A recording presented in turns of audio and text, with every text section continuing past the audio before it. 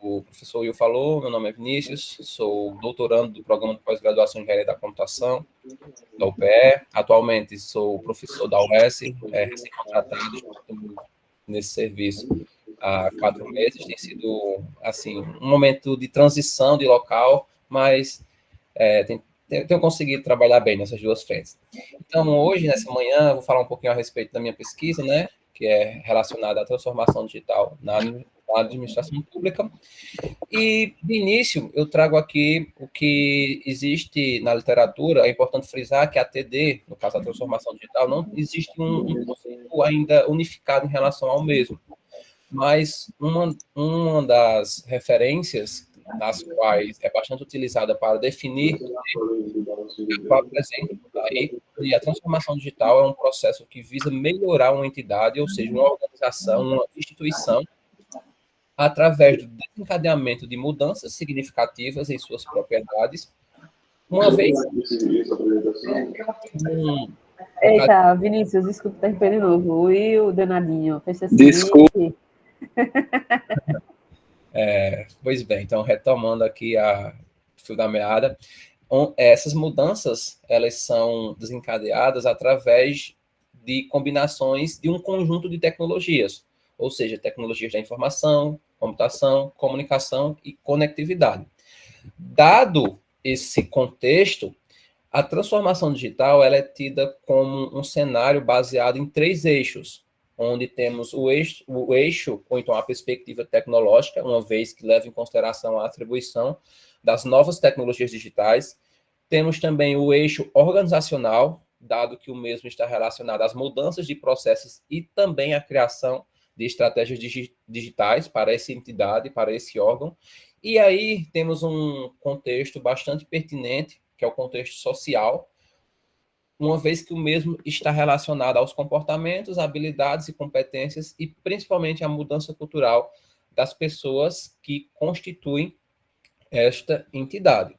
Assim, a transformação digital ela tem gerado impactos imediatos e a longo prazo. Deste modo, nos últimos anos, percebe-se que a transformação digital ela tornou-se uma das tendências mais populares para as organizações do mundo todo, uma vez que a mesma é responsável por atribuir eficiência administrativa e tem provocado diversas vantagens digitais significativas.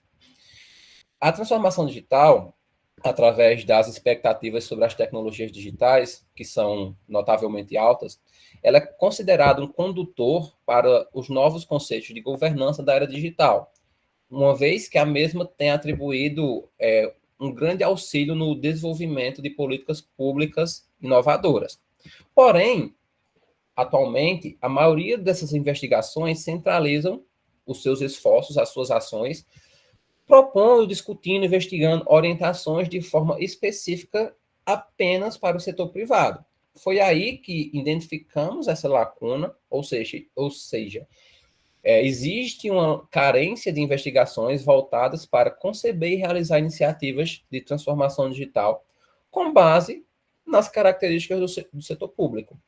Dado essa observação dessa carência, dessa lacuna, começamos a traçar, o nosso grupo de pesquisa, começamos a traçar algumas iniciativas, algumas atividades de modo a tentar colaborar com essa lacuna.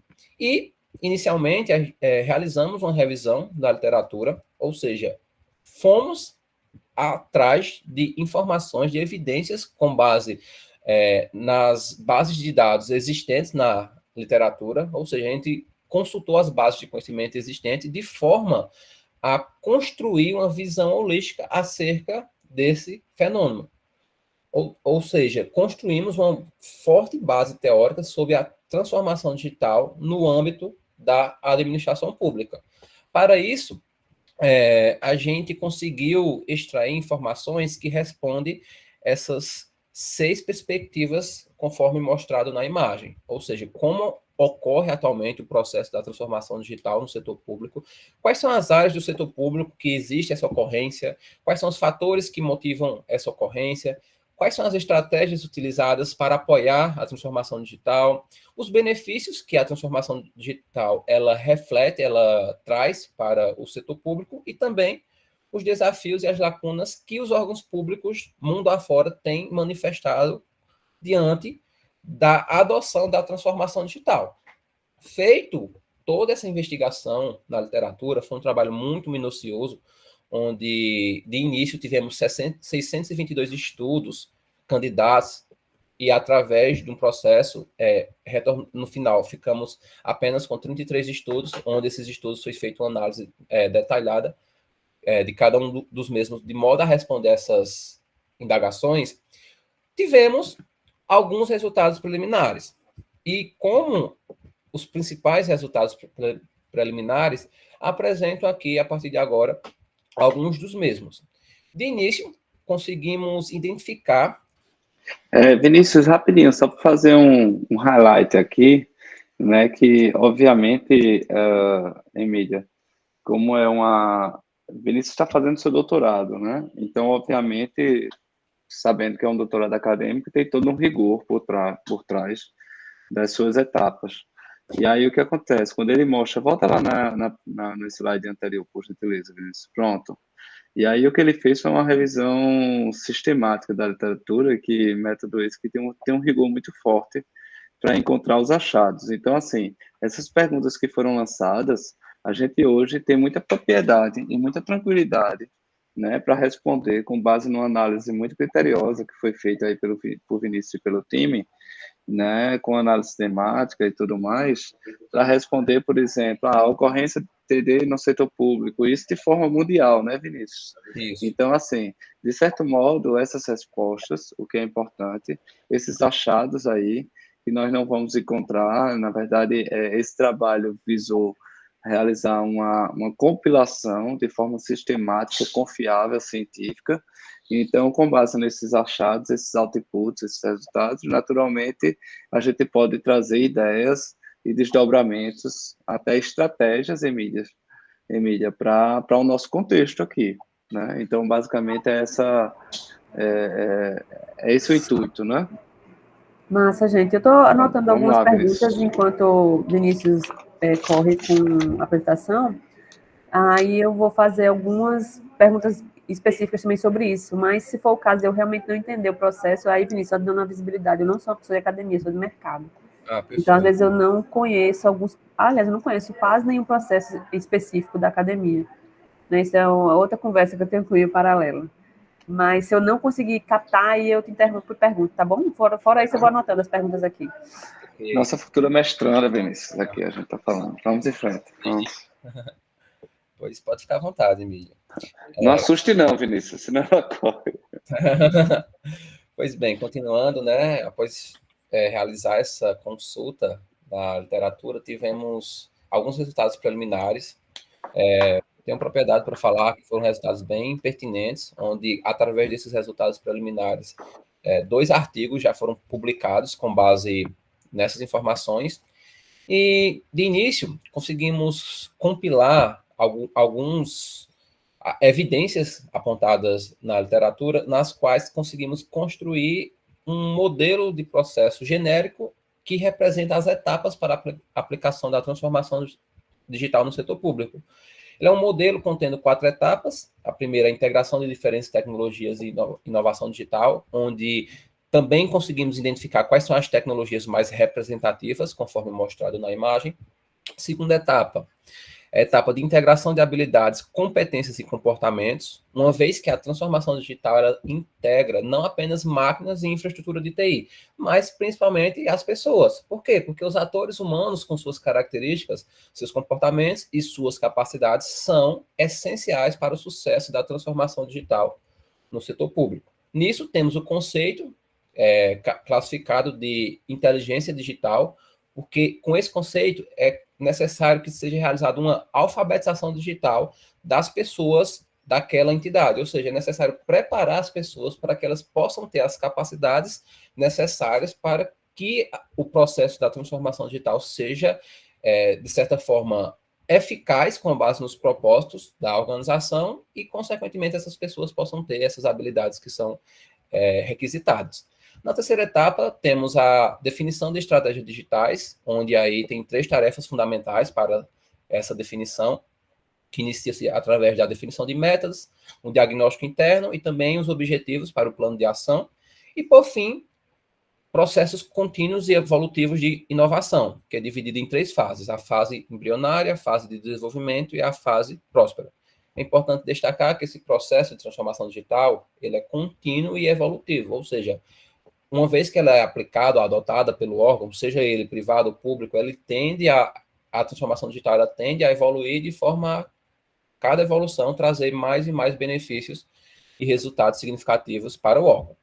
Continuando, também conseguimos construir um diagrama conceitual da transformação digital. Essa imagem, pessoal, ela representa a transformação digital com seus blocos de construção e os elementos chaves envolvidos nesse processo. Ou seja, manifesta 2 tipos de resultados esperados. Um orientado às finanças, que é esse da parte de cima, e o outro orientado à capacidade, que é esse bloco da parte de baixo. Qual é a diferença entre esses 2? O primeiro, o de cima, é associado à digitalização, e o segundo à transformação digital. Isso porque algumas organizações podem implementar projetos de digitalização antes de começar o próprio processo de transformação digital. Por isso que existem esses 2 caminhos. Por exemplo, uma organização ela pode seguir pelo caminho de cima, voltado para a digitalização, e depois aplicar o processo de transformação digital. Mas, porventura, uma organização também ela pode iniciar o seu processo através da implantação ou adoção da transformação digital.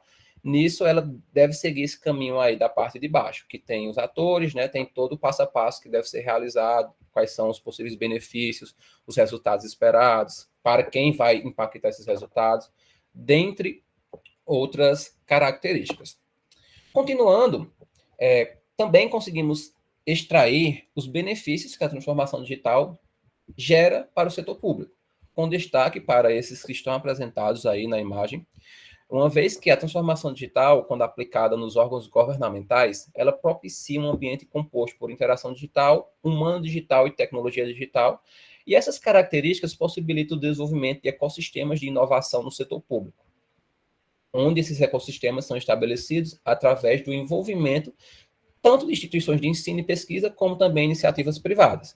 Nisso, temos alguns conjuntos de benefícios. Por exemplo, a atribuição de competências e habilidades digitais aos servidores.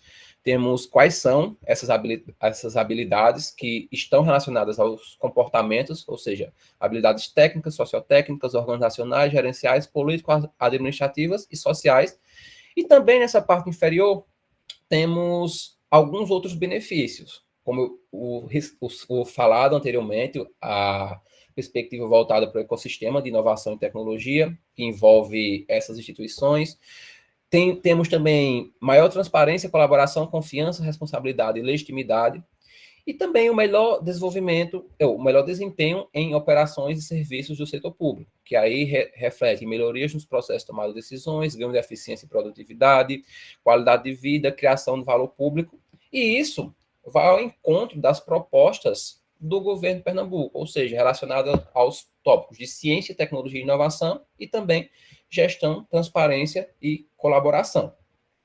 Continuando com os nossos resultados preliminares, identificamos também algumas lacunas que merecem sensibilidade por parte do setor público, ou seja, temos alguns desafios ainda que o setor público tem enfrentado com base na transformação digital, por mais que ela traga benefícios, mas os órgãos públicos eles ainda têm passado por alguns entraves com base nesse cenário. Também apresento na imagem quais são as principais lacunas que existem hoje diante desse contexto, ou seja, é necessário melhorar a eficiência administrativa, a parte do comportamento ético e profissional também dos colaboradores, a ausência de modelos de maturidade de transformação digital no setor público, avaliações empíricas de estratégias de transformações digitais, dentre outras. E, aproveitando aí essa lacuna da ausência de modelos de maturidade de transformação digital no setor público, é que eu expresso quais são os próximos passos e também os passos atuais que esta pesquisa está no seu atual momento. Então, Com base nessas lacunas e com base em tudo que foi identificado anteriormente, atualmente estamos desenvolvendo um modelo de maturidade de transformação digital para o setor público, onde esse modelo ele leva em consideração a definição de ações estratégicas para a administração pública com base em 4 eixos. Temos o eixo 1, que é investir nas pessoas, o eixo 2, desenvolver a gestão, o eixo 3, explorar a tecnologia e, por fim, o último eixo, que diz respeito a reforçar a proximidade. Através disso, o modelo de maturidade, né, ele tem... Vinícius, rapidinho, uma consideração que talvez faça sentido. Emília, tu achas que seria interessante agora uma pausa para trocar algumas ideias? Porque são 2 momentos, né? Você percebe que no primeiro momento o Vinícius fez, né, Vinícius, um levantamento muito rigoroso, um mapeamento, uma análise temática e respondeu aquelas questões. E agora, né, Vinícius, entra-se num outro momento de proposição, né, Vinícius, que é um modelo e tal. E aí, talvez seja um bom momento agora da gente ter uma discussão, ou você acha que dá seguimento? Fica à vontade. Não, acho que é massa. Obrigada pela sugestão, Will. Inclusive, nas minhas apresentações, eu tenho que colocar um slide, dúvidas ou comentários, para eu poder parar e perguntar às pessoas se elas entenderam tudo até ali. Massa, Vê, só uma dúvida em relação à pesquisa, né? Como eu te falei, eu não tenho contexto, eu não sei se nem se cabe essa pergunta, mas vou fazer mesmo assim. Quando você fala dessa revisão de bibliografia, é uma bibliografia de livros consolidados, no sentido de pessoas que fizeram pesquisa acadêmica, fizeram levantamentos, etc., ou os estudos mais de mercado também entram, tipo OCDE, relatório da OCDE, relatório da Gallup, pesquisa da Ernst Young, boas práticas do Banco Mundial, etc. Essas coisas são consideradas ou são só livros com ISBN? Perfeito. Assim, bem pertinente essa pergunta, Emília. No contexto acadêmico, quando a gente realiza um levantamento como esse, é levado em consideração as publicações que estão nas bases de dados, né, nas principais bases de dados da área, e essas publicações, elas estão relacionadas a artigos científicos criados, propostos com base nesse contexto de transformação digital do setor público, e leva em consideração possíveis livros também, mas o foco em si é na identificação de artigos científicos que tratam esse contexto, uma vez que esses artigos também eles levam em consideração a aplicação dessa transformação digital com base nas suas particularidades. Mas é importante frisar que é apenas considerado estudos acadêmicos, ou seja... Tem o seguinte, Vinícius, complementando, como o Vinícius disse, na área científica, tem 2 coisas, né? Que a gente chama a literatura branca ou a literatura cinzenta, né? A literatura branca é quando a gente só procura realmente, né, os artigos científicos, né? Foi o que o Vinícius fez. Só artigos científicos publicados em diferentes veículos internacionais, em inglês, português, enfim. E aí tem essa outra base, Emília, que você mencionou, que é extremamente importante, que o Grey Literature, que são as literaturas cinzas, que são os reportes, enfim, as fontes relacionadas ao tópico e que não são consideradas nesse primeiro momento. Inclusive, Vinícius, de repente é uma oportunidade aí, né, de análise, né, para expandir e verificar se cai mais coisa na rede em termos de entendimento. Verdade. Assim, gente, eu entendo, tá? No sentido de, por exemplo, um repórter, um relatório de uma Gallup da vida não tem uma verificação da Ernst Young, né? Por exemplo, tipo, cada um publica o que quer. Em tese, você confia na marca. Então, no artigo científico, não, né? Você tem validações mais formais. E aí você pode Isso, porque aí entra as questões de mercado, dos vieses e... Eita, Vinícius, né? Tá falando? Vai falando, tá mutado, Vinícius. Não, tá não.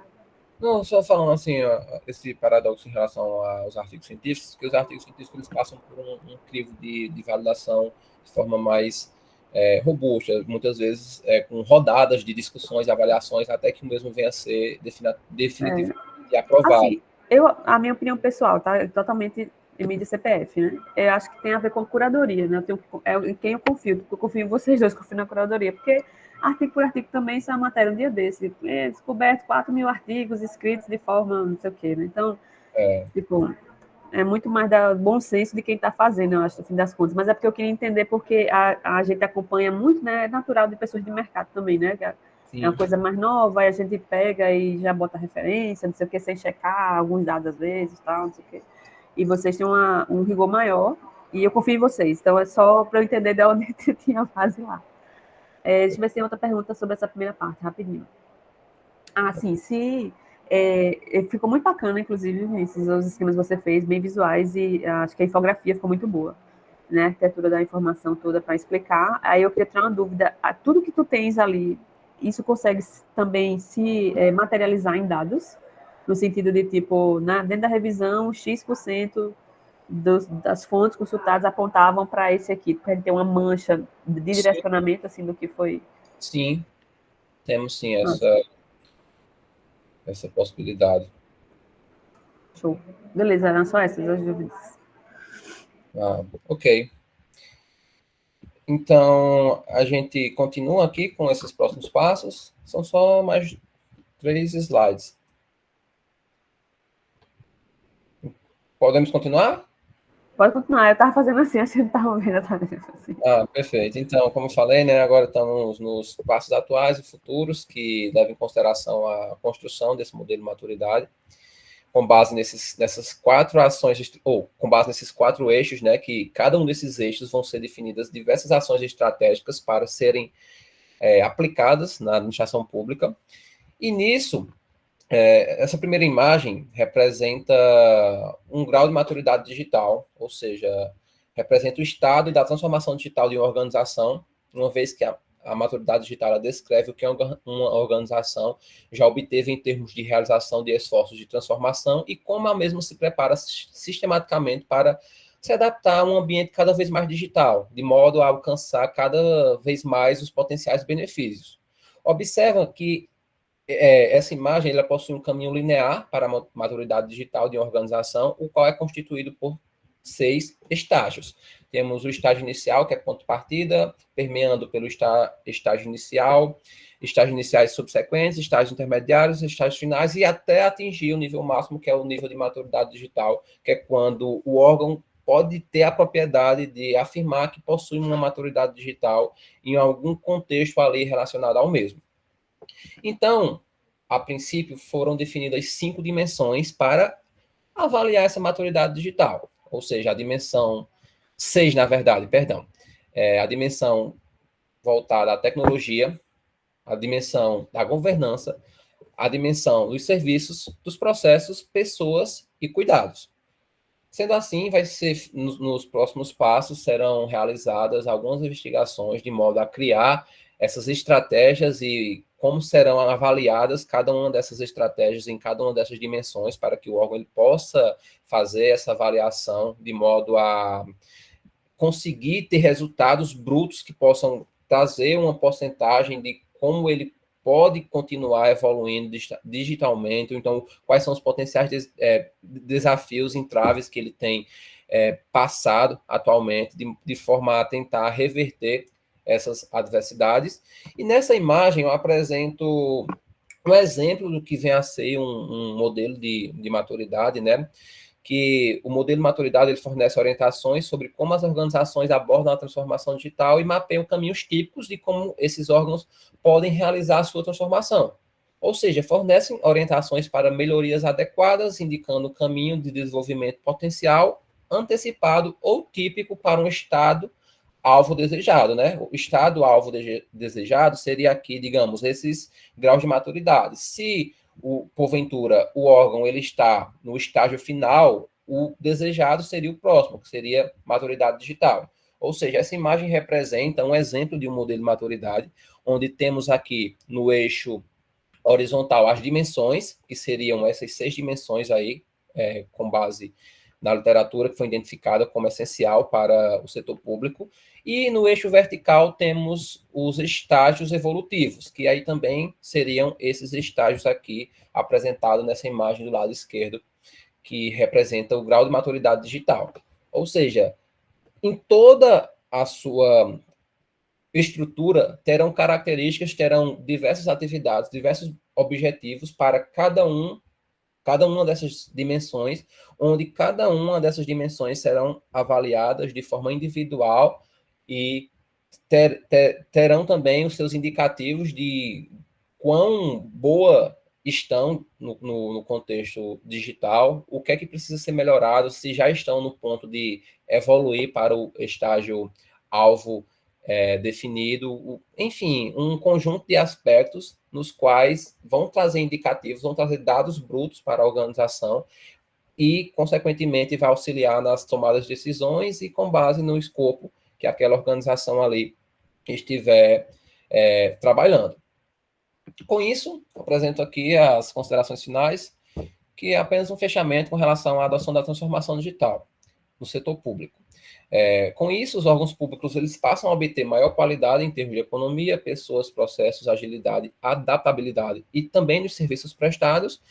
E a transformação digital ela fornece as tomadas de decisões, né, uma vez que também auxilia a prestação de contas, o relacionamento entre os pares, o envolvimento e a participação dos cidadãos, que é uma coisa muito importante, por isso que aqui entra a dimensão voltada aos cidadãos, que é algo que é necessário ser feita a avaliação, ser feita algumas tratativas de forma a fazer com que esse contexto também faça parte do universo da organização.